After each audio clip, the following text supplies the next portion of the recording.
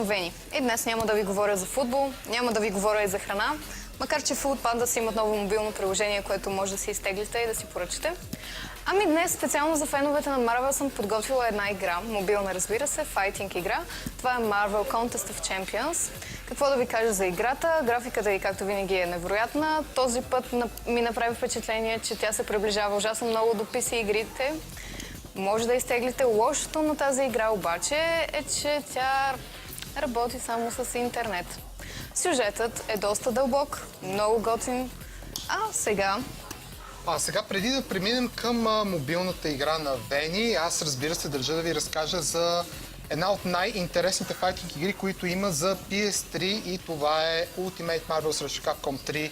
Както знаете, това е една от игрите, които най-много дава радост на феновете, които искат да видят как известни файтинг играчи от Япония и Северна Америка, която се води за най-силната страна на тази игра, се бият помежду си и общо взето какво се случва там. Играта се игра с по 3 героя и наистина е така доста интересна. Също така, преди време ви показахме Injustice Gods Among Us, която е DC игра, която беше безплатна в PSN, а има една игра, която виждате тук зад мен, която е перманентно безплатна игра на тема супергерой. Това е DC Universe Online. Тя, независимо дали имате subscription или не, е безплатна игра.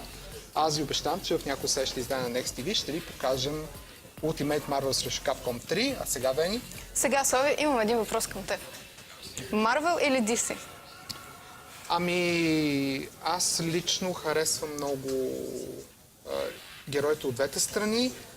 Искрено, дълбоко и така с много голяма страст ненавиждам Супермен. Много ми е неприятен този. И аз така мисля. Но Батман ми хареса, Спайдермен ми хареса също много. И като малък бях влюбен в Сайлок от X-Men-ите. Да. Радвам се. Piece of information. Аз лично ужасно много си падам по Wolverine. Така ли? Да. И сега може да го видите в играта, която съм ви подготвила. Приятно гледане. Здравейте! Днес ще ви представя играта Marvel Contest of Champions. Феновете ще бъдат развълнувани, че както добрите герои, така и злодеите изглеждат като току-що изкочили от комикс. Даже с анимации и маневри, подходящи за техните индивидуални стилове. Визуално играта е доста зашеметяваща. Цветовете са ярки, движенията доста добре изпипани, а тя самата изглежда не като проста мобилна игричка, а като истинска PC игра. Началото, разбира се, започва с запознаване и навлизане в историята. Готиното е, че всичко е направено в стил комикс. Това включва сюжета, началните помощни битки и опътването в играта. А сега нека ви въведа малко в историята на самата игра. Един от старейшините на Вселената, известен като Колекционерът, ви е призовал да се изправите в боен конкурс срещу Марвел суперзлодеят Канг Завоевателят. А вие трябва да сте представител на Земята и да я защитите. Съберете кристали, за да спечелите и отключите нови герои. Изградете собствен отбор от шампиони. Сформирайте силен екип от герои и злодеи, докато изпълнявате мисии, за да победите Канг. Замрази възможностите и плановете на този мистериозен нов супер могъщ космически конкурент и се бори срещу шансовете му да унищожи вселената на Марвел. Разви своите герои до неузнаваемост. Открий ги, качвай нива и управлявай своят екип от герои и злодеи внимателно и мъдро, за да получиш повече шансове за спечелване на много бонуси. Повечето сцени са базирани и взети от страниците на Marvel Comics. Колкото по-силен е вашият герой или злодей, толкова по-добри ще са неговите статистики, способности и специални движения. Събери злато, което ще увеличи уменията му или ще му помогне да вдигне ниво.